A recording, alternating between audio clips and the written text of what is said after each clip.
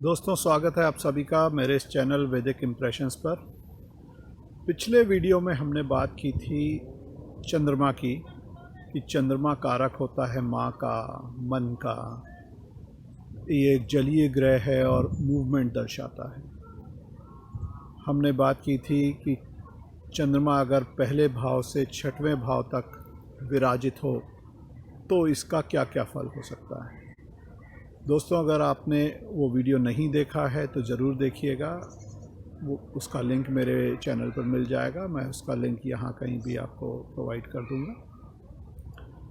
दोस्तों, इस वीडियो में बात करते हैं कि चंद्रमा अगर 7वें भाव से 12वें भाव के बीच में कहीं होता है तो उसको कैसे समझना चाहिए, उसका क्या क्या फल हो सकता है। चलिए बात करते हैं 7वें भाव की। दोस्तों, 7वां भाव होता है ऐसे लोगों का जिनसे हम अपनी ज़िंदगी में टकराते हैं, जिनसे हमारा इंटरेक्शन होता है। जाहिर है हमारे लाइफ पार्टनर भी उनमें से ही एक होते हैं। इसीलिए जब विवाह की बात होती है तो 7वें घर को देखा जाता है। अब अगर चंद्रमा ऐसे घर में विराजित हों जिससे हम विवाह को या जीवन साथी को देखते हैं, क्योंकि चंद्रमा एक सौम्य ग्रह है, एक इमोशंस दर्शाता है, तो आप देखेंगे कि ऐसे जातक या जातिकाओं के जीवन साथी बहुत ही दयालु, इमोशनल और जातक का ख्याल रखने वाले होते हैं। दोस्तों, ऐसे जातक या जातिकाएं स्वयं भी अपने जीवन साथी की तरफ बहुत ज़्यादा आकर्षित होते हैं, इमोशनल होते हैं, क्योंकि जाहिर है चंद्रमा एक इमोशंस का कारक है और वो 7वें घर में बैठा है, तो उन जातिकाओं का ध्यान या उन जातिकाओं के इमोशंस उस घर को शो करने वाले लोगों की तरफ ज़्यादा होते हैं। दोस्तों, 7वां घर हमारे बिजनेस पार्टनर्स का भी होता है। ये घर दर्शाता है लीगल मैटर्स, कॉन्ट्रैक्ट्स। अब अगर मून जैसा ग्रह 7वें घर में बैठ जाए, जो कि बिजनेस पार्टनर्स को दिखाता है और मून दिखाता है वेरिएशन को, तो ऐसी बिजनेस पार्टनरशिप बहुत सक्सेसफुल नहीं होती। ध्यान रखना चाहिए कि अगर चंद्रमा 7वें घर में हो तो बिज़नेस करना है तो अकेले ही कीजिए, बिज़नेस पार्टनरशिप में मत जाइए। ऐसे लोग कोर्ट से रिलेटेड प्रोफेशंस में जा सकते हैं, वहाँ बहुत सक्सेसफुल होंगे। चलिए बात करते हैं 8वें भाव की, कि अगर चंद्रमा 8वें भाव में हो तो उसका क्या फल होना चाहिए। बहुत अच्छा फल नहीं होता। क्यों नहीं होता? क्योंकि 8वां घर, 8वीं राशि अगर आप देखें, जो कालपुरुष की नेचुरल राशि है, वो है वृश्चिक। वृश्चिक में जाके चंद्रमा नीच के हो जाते हैं, डेबिलिटेटेड होते हैं। और अगर चंद्रमा 8वें घर में विराजित हो तो नीचता का कुछ असर आता है। ऐसा चंद्रमा बहुत ही ज़्यादा वीक हो जाते हैं। आप देखेंगे कि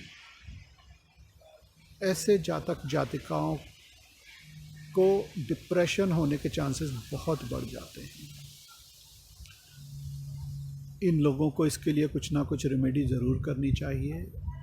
अपनी माँ का आशीर्वाद लेते रहना चाहिए, क्योंकि चंद्रमा माँ का कारक होता है। माँ का आशीर्वाद एक रेमेडी की तरह काम करता है। दोस्तों, 8वां घर होता है सीक्रेसी का। आप देखेंगे कि ऐसे लोग बहुत ही ज़्यादा बातों को छुपाते हैं, क्योंकि चंद्रमा मन का कारक है और 8वां घर सीक्रेसी का है। ऐसे जातक जातिकाएं रिसर्च की फील्ड में बहुत सक्सेसफुल हो सकते हैं।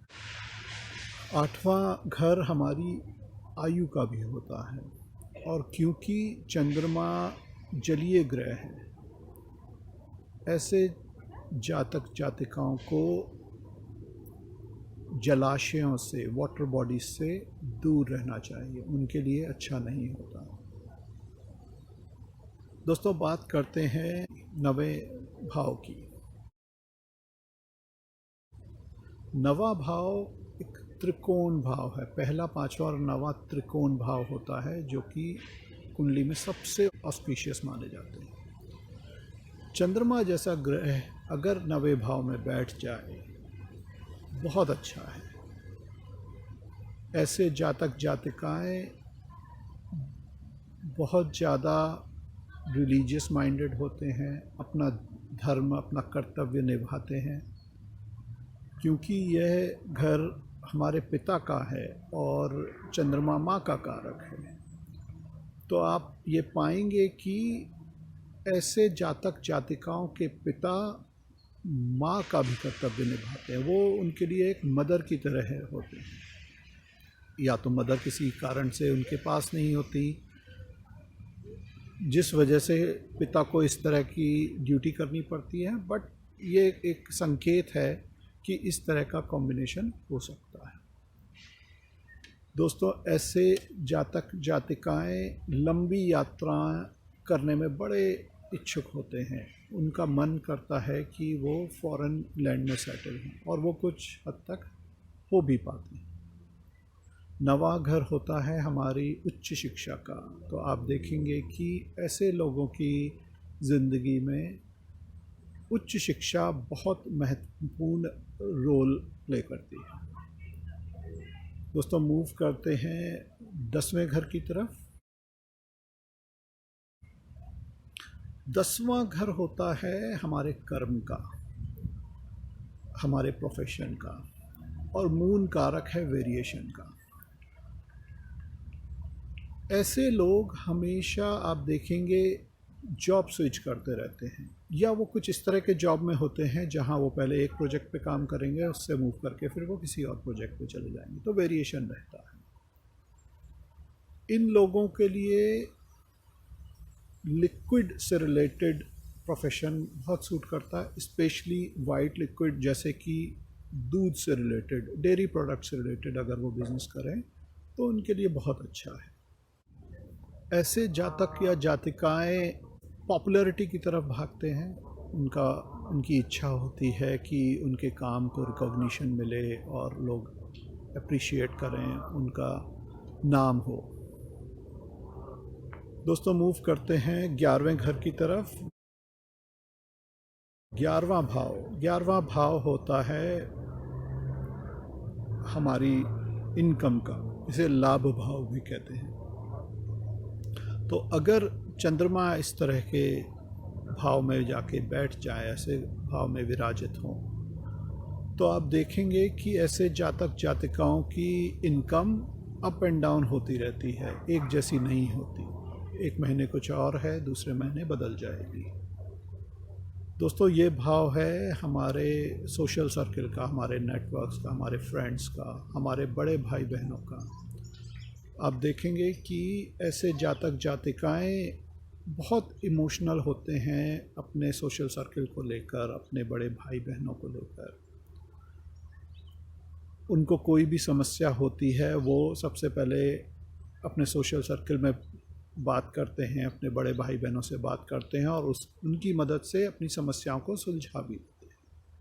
चलिए बात करते हैं 12वें भाव की। 12वां भाव होता है फॉरेन लैंड का, चैरिटी का। आप देखेंगे कि अगर चंद्रमा 12वें भाव में विराजित है, तो ऐसे जातक जातिकाएं बहुत अच्छे हीलर्स होते हैं। ऐसे लोगों के पास लोग अपनी समस्याएं लेकर आते हैं, और ये उनको आगे बढ़ बढ़ के सुलझाते हैं, चाहे वो उनके जानने वाले लोग हों या ऐसे लोग हों जिनको वो जानते ही नहीं, स्ट्रेंजर्स हों। उनके लिए भी ये 2 कदम आगे बढ़कर, 4 कदम आगे बढ़कर उनकी समस्याओं को सुलझाते हैं। दोस्तों, ऐसे जातक जातिकाएं फॉरेन लैंड में सेटल होना पसंद करते हैं, क्योंकि चंद्रमा एक जलीय ग्रह है और फॉरेन लैंड में सेटल होने के लिए समुद्र पार करना पड़ता है। तो ये प्लेसमेंट कुछ हद तक इनको फॉरेन लैंड में सेटल होने में मदद करता है। ऑफ कोर्स हमको बाकी भी कॉम्बिनेशन कुंडली में देखने चाहिए, but it's a good indication कि जातक या जातिका फॉरेन लैंड में सेटल हो सकता है। दोस्तों, ये घर चैरिटी का है, अध्यात्म का है। आप देखेंगे कि ऐसे जातक जातिकाएं दान पुण्य करने में बहुत ही आगे होते हैं, अध्यात्म की तरफ जाते हैं और बहुत ही नेक और दयालु होते हैं। दोस्तों, आज के लिए बस इतना ही। फिर मिलेंगे हम अपने नेक्स्ट वीडियो में। इस वीडियो में हम लोगों ने कवर किया चंद्रमा का प्लेसमेंट 7वें से 12वें घर में। ये वीडियो और पिछला वीडियो मिला के हमने चंद्रमा का प्लेसमेंट कुंडली के हर भाव में कवर कर लिया। अगले वीडियो में हम बात करेंगे मंगल ग्रह की। लोगों के मन में बहुत ही गलत भावनाएं हैं मंगल ग्रह को लेकर। विवाह के समय देखते हैं कि कहीं जातक या जातिका मांगलिक तो नहीं है। सोचने की बात यह है कि जिस ग्रह का नाम ही मंगल है, वो अमंगल कैसे कर सकता है? तो क्या कारण है, क्या ट्रेट्स हैं जिनकी वजह से मंगल ग्रह को अच्छा नहीं माना जाता? हम देखेंगे कि मंगल का असर क्या होता है अलग अलग भाव में। दोस्तों, अगर आपको मेरे वीडियोस पसंद आते हैं तो इसको ज़रूर लाइक कीजिए, सब्सक्राइब कीजिए मेरे चैनल वैदिक इंप्रेशंस को। हम मिलेंगे अगले वीडियो में। तब तक अपना ध्यान रखिए। May God bless you all.